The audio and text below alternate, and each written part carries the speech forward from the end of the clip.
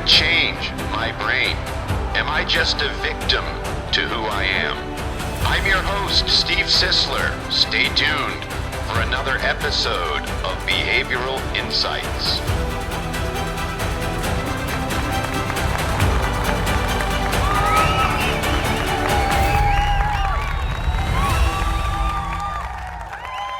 Good morning, friends. It's October 14th, Monday, 8:55 a.m.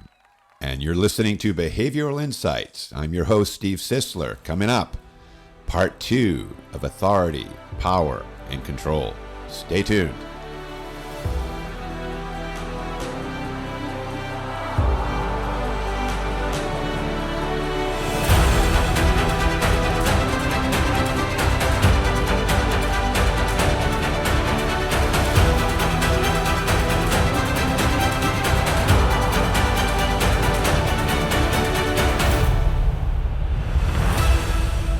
We're going to pick off where we left off.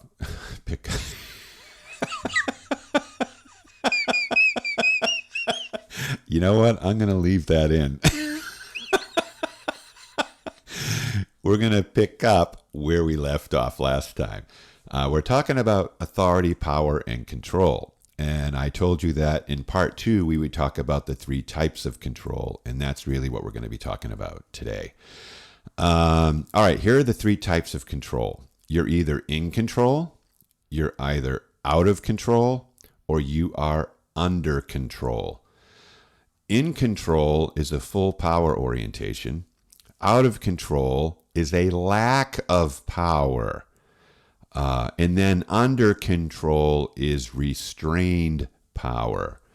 The best use of control really depends on the circumstances. And I want to say this, being out of control is never advantageous. So the out of control, lack of power, so if you're in a power role, but can't control the situation, then there's an issue there. It's like trying to drive the car from the back seat. It's a problem. So we don't want out of control. People that get out of control have an inability to self-direct.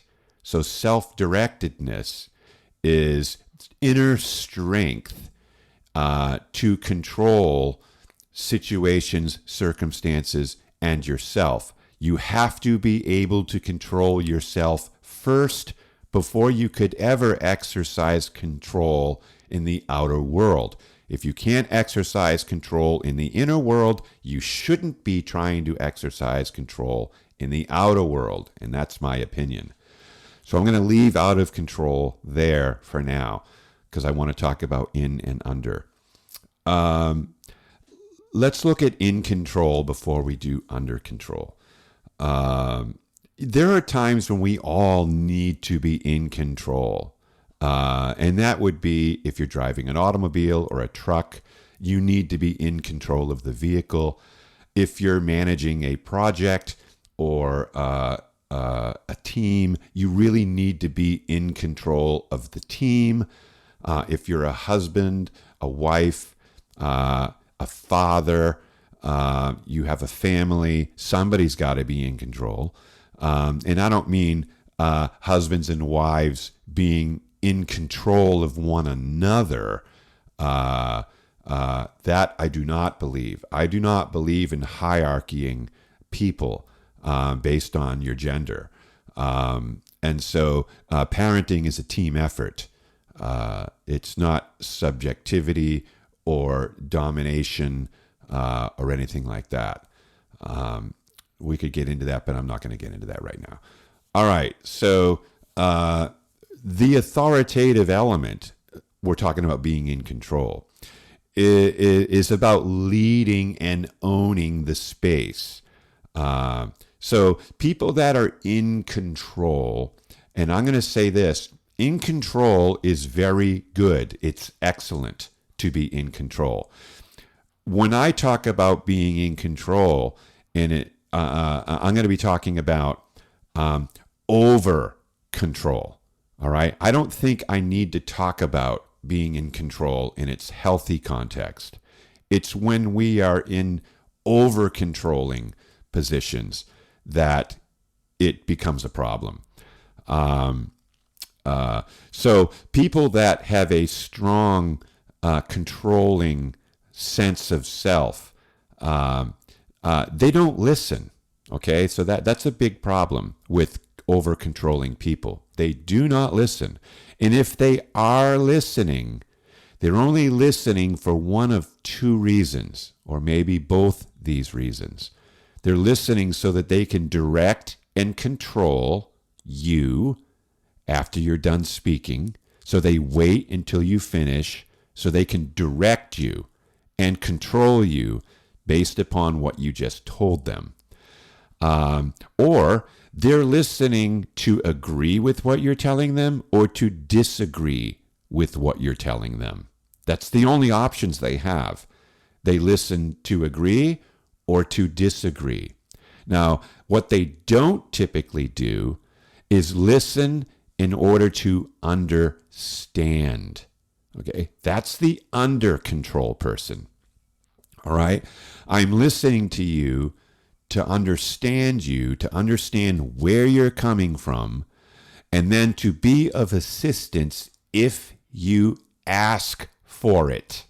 All right, so over controlling people are advice givers. And so advice is fine if you ask for it. It's a problem if you didn't. All right. If everybody took this position in the world, never give advice unless you are asked for it, the world would change. Work would change. Relationships would change. All for the better. People that are advice givers have a fear of being out of control. They have a fear of being taken advantage of. They have a fear of looking stupid. They have a fear of not being important. They obviously have some self-worth issues. If you're giving advice to somebody that didn't ask for your advice, you have a problem. You need to fix it. And I don't know if that's a podcast in and of itself, but make this rule. If you do this, make this rule. Here's how you can fix it. Never give your advice unless you are asked for it. Never. If somebody comes to you with a problem or a situation and they're quote, sharing or quote, complaining or whining, as you might see it, just smile and nod. Or just nod, just listen. Say, oh, that's wow, that's terrible. I'm sorry that happened. And then stare. That's it.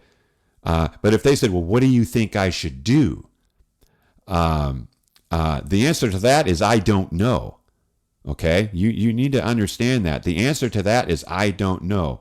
You've ever heard somebody say this? If I were you, okay, stop right there. You are not me in any way, shape, or form. You didn't have the school teachers I had. You didn't have the upbringing I had. You didn't have the peers I had. You didn't live where I lived. You didn't come out of the same womb. You do not have my genome sequence. All right. You don't have my DNA. You're the furthest thing from me in the world. And you're going to say, if I were you, you can't even put yourself in that kind of a position with a person. So if somebody says, what do you think I should do? The best way to answer that is, what do you think you should do? Let's begin there. What do you think you should do? Well, I don't know. Well, maybe you need to think. Maybe you need to dig deeper. Maybe you need to think ahead. Like, if you keep doing this, what's the likely outcome? What kind of an outcome do you want? Ask them that. What is your main goal?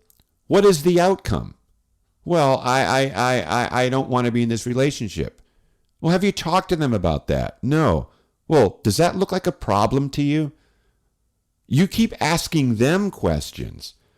If you just tell people what you think they ought to do, That's malpractice, folks. It really is malpractice. I had a client this is going to go back 14 years. I was sitting in their office and we were having a discussion and the phone rang. He put his finger up, the wait 1 second sign, and I just smiled and nodded. Sure, go ahead, take it. He's the president and owner of the company. And the phone call was coming in from another department in this business. And he picks up the phone. Yeah. This is him on the phone. Yeah. Well, no. I think, well, you need to do this. Da da da da da da da da da da da da da. All right. And then he hung up the phone. And I said, who was that? And he said, so-and-so from this particular department. And then he proceeded to tell me the manager of that department was off this week. And so he and a few other people were in this office. And now that the manager was missing, he ends up calling the owner, calling his line 1 or whatever in the organization, and asked, what he should do in a particular situation. And the owner told him. And I said to him, well, that didn't go well. And he was like, what are you talking about? That didn't go well. I said, well, it sounds like you told him what to do.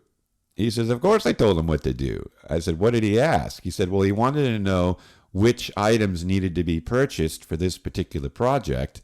And I told him, I said, is it his job to know? He said, yeah, he's an estimator. I said, okay. So what if you said, which ones do you think should be purchased? You would have caused him to think. You would have caused him to analyze. And I happen to know this person because I had their profile, and I know he's not an analyzer. He's a doer. He's not a thinker. So he farmed out his thinking to the business owner because his manager wasn't there to farm it out to. Now, I know his manager is a controller, meaning he likes to control people.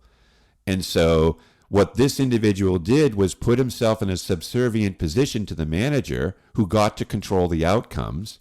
And he liked being able to tell him what to do and to give him advice because it gave him power. And it allowed this individual that was, asking to not think, which is in line with the way his brain works. He doesn't like thinking. Okay? Now, does that mean he's stupid? Absolutely not. He doesn't like thinking because he prefers feeling and doing. Okay? In other words, thinking is a detour. It's like going home the way you always go home, like I did a little while ago, and then found that the street was blocked because they were putting in some pipes, something broke. And it was such a pain to follow these detour signs and zigzag all over the place in order to get to the house. And so that emotionally, when some people have to think for themselves, it's like taking a detour and zigzagging to the house. So it's easier to just say, what should I do? And then someone tells you. It's sort of like, closing your eyes and opening them and you're in your driveway. And so I'd sign up for that, right? So anyway, back to the president of the company. I said, if you'd have asked him what you thought he thinks he should do, he would have thought maybe for the first time in his role, but he doesn't think, he does, and he feels. So he's more accessible to actually making mistakes because he never learns because he doesn't have to. He says, oh, that's interesting. And I said, and if you said, what do you think we should do? And he comes up with the wrong answer, say, think again. Just think again. I know you can come up with it. Think again. Why do we need these? What do they need to do? What does that look like to you? And let's say at that point, maybe it's a 5 to 8 minute call. He comes up with the right answer and you say, bam, dude, that's it. That's exactly right. You are correct. Awesome. Now, Next time this happens, do you think he's going to call the owner? No, he's not. He's going to want to do it himself because he's a doer, but now he knows what to do. But as long as you take that away from him, he'll do without thinking all the time. And so I told him, you can't answer these people. You have to encourage them to think for themselves. That's how they learn and grow. And your manager's not doing it because having all the answers keeps them feeling in charge. Okay? That's not management. Being in charge is not management. Helping people grow and be better at what they do is what management is all about. All right, that's sort of a sidebar, but it still has to do with power, authority, and control. All right, let's look at being under control, which is restrained power. People that are under control are more inner directed in one respect, and they're outer directed in another respect. So empathy is going to play a part into this. In other words, if you see people clearly and you have positive attention towards what you clearly see, then you're going to want to give people the benefit of the doubt. And when you give people the benefit of the doubt, you're going to make an assumption that they can figure something out on their own without your help. And so you may encourage them in that regard. So I'm here for you if you need me, but other than that, you need to work through these efforts and figure these things out on your own. That's how you learn. And if you make a mistake, I'll come and help you.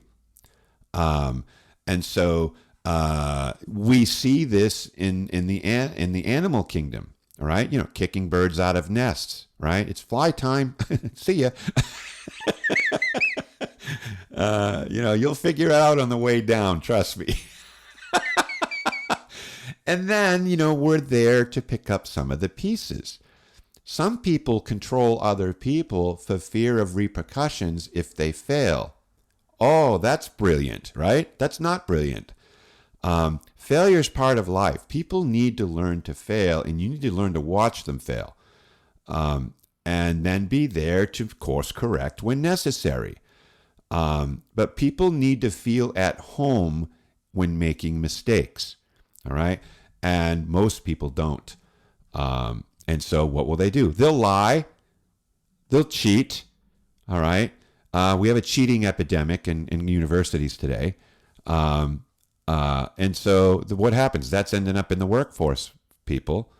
And so seeking power is one thing. Taking control when necessary is another thing. Being under control at all times and then parsing out your advice and leadership when necessary is the best thing.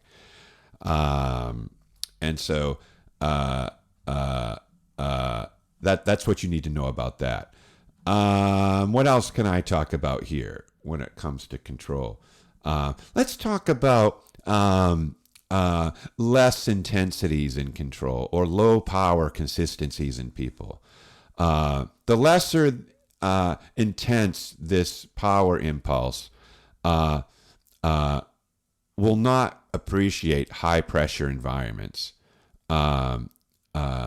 with excessively driven, people types.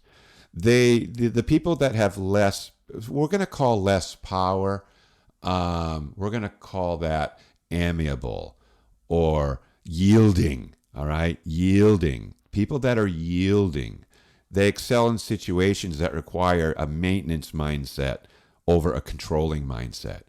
And so they will typically yield their position to avoid a controversy, let's say. So oftentimes when we have yielded people types, they tend to be heavier in the softer skills and lighter in the tasking skills, okay? They don't like to shoulder all the responsibilities that accompany being in charge. And another reason is because they don't have the energy for conflicting matters, conflicts and things like that, leadership disputes, political, maneuvering, especially if they have lower anger consistencies and greater patience, all right?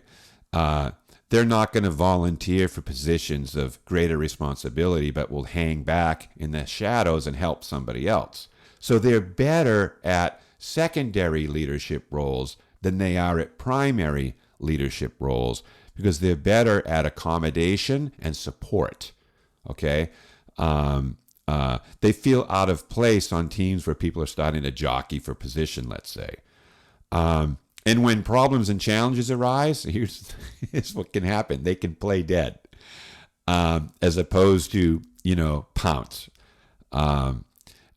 Their approach to difficulty is to sneak in through a back window with a jackknife as opposed to kicking in the front door with a shotgun.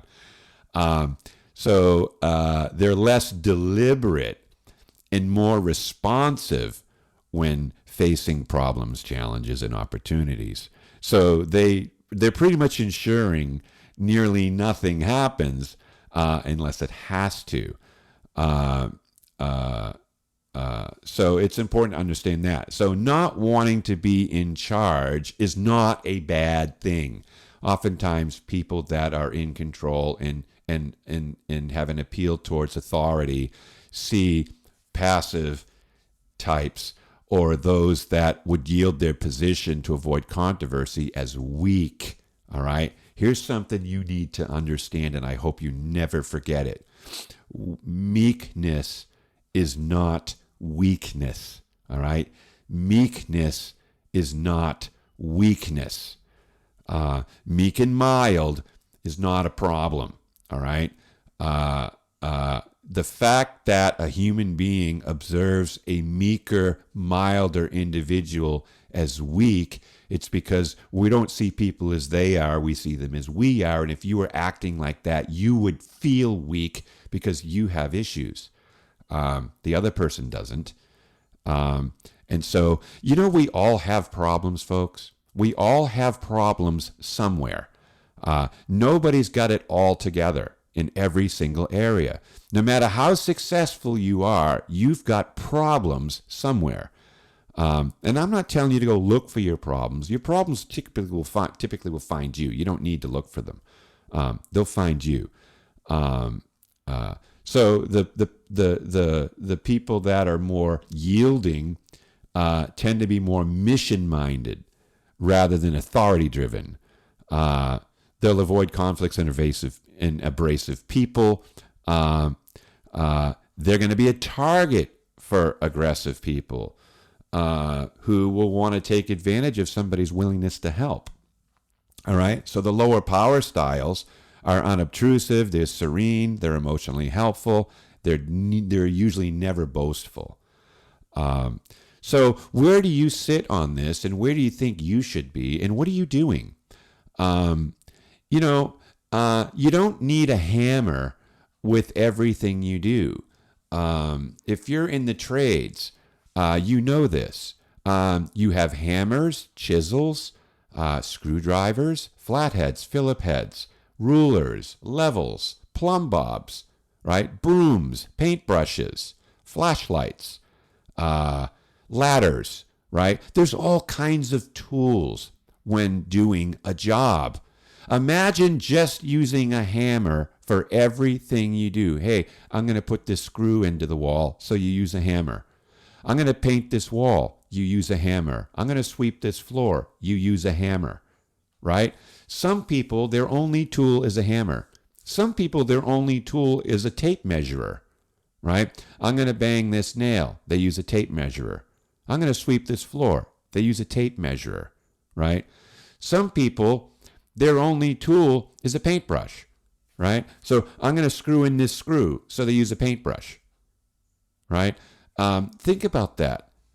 So do you realize the more tools you have in your tool bag emotionally, the better house you can build, right? So you don't want to use one tool all the time. You have to get familiar with all the other tools. I want you to think of a gun cabinet, all right? A gun cabinet. In the gun cabinet, we've got a BB gun, a .22, a 30-06, a .270, right? A double-barrel shotgun, right? We got different kinds of guns. I remember in the 70s, my father was hunting black bear in Canada, and he had a 270. He actually shot a black bear. Best shot in 20 years, according to the authorities out there. Now, granted, he was in a tree stand, and he shot a bear from 700 yards, I believe it was, hit a main artery, and the bear bled out. Well, they followed the bear with a flashlight at night because it took so long to find it. That's pretty dangerous, I think. But anyway, he also saw a large jackrabbit, and he shot it with the 270, and it basically blew up. He had no prize to take home. It disintegrated, I guess. And I remember him talking about that and laughing, saying, I shouldn't have used the 270 on a rabbit. But that's what people do. Maybe obviously a different gun would have been better for a rabbit. So you have to determine which gun to use in the gun cabinet depending upon who you're talking with, right? And so people that are under control, they typically have more options when it comes to the tools they use when working with people and themselves, all right? That's the under control, all right? Not over control, it's under control. It's restrained power. Think about a football player who is a tackler. Some of these really big guys. And then think of that football player holding a newborn baby, right? With this big giant hands, holding a little baby. That would be sort of power restrained, right? Holding that infant with, all that power. And that's really a good example of fine leadership, is having the power to crush, but using it to support, right? Super powerful to understand that. What happens when our desires are in conflict with our emotions, right? With our actions. What happens when our desires are in conflict with our actions? So maybe my emotions are low key, right? Anger, optimism, patience, and fear. But my desires to be in charge are driven, right? Now what?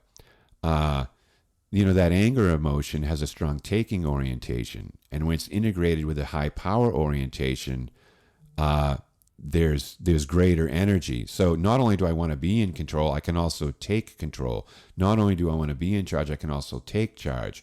But if I have a low anger energy, taking is not, what I'm good at. Maybe I'm good at, I'm good at,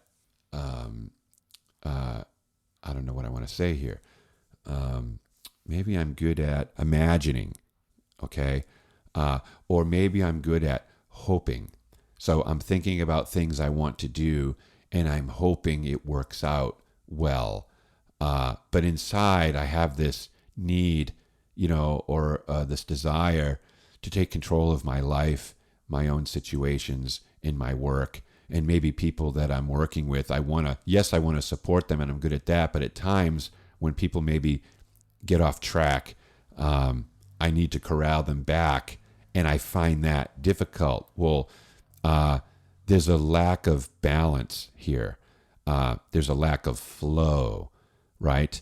I desire to take charge of a situation, but I can't because I lack the energy in my anger emotion to take control. We call that taking the bull by the horns, right? And so it's important to know where you're out of flow.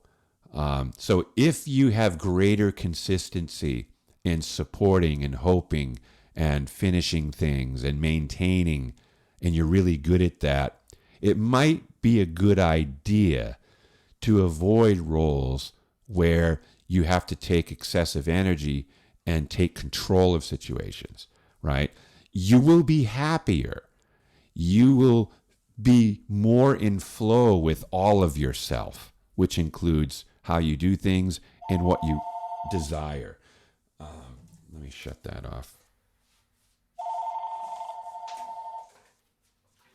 Sorry about that. All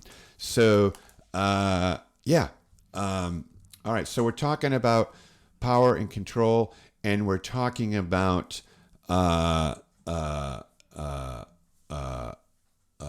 types of control. You're either in control, you're out of control, or you're under control. Being under control is the best because you're able to regulate your power. It's not just on 100 all the time. It's 30, it's 20, it's 60, it's 90, it's 50, it's 40. It's whatever it needs to be for the situation. So it's not overpowering. It's just right. It's a Goldilocks zone, regardless of the situation. That's all I'm going to do. I'm going to make this a little bit shorter because I think I'm running out of my monthly time on my podcast plan. And if you have any questions, I appreciate your questions. You can put them in the comments, or I know this goes to YouTube as well. My YouTube channel, you could put comments in there. And some people have, and I appreciate that. And I'm listening to those comments. I'm reading those comments. And I appreciate, some of you folks, you're emailing and making comments and saying, oh, I liked this. You need to do more of that. So I appreciate that. Just realize it's difficult to try to do what everybody wants. It's easy to do what I want and everybody listen than it is to do what everybody wants. And I listen. I think that's an anti-podcast.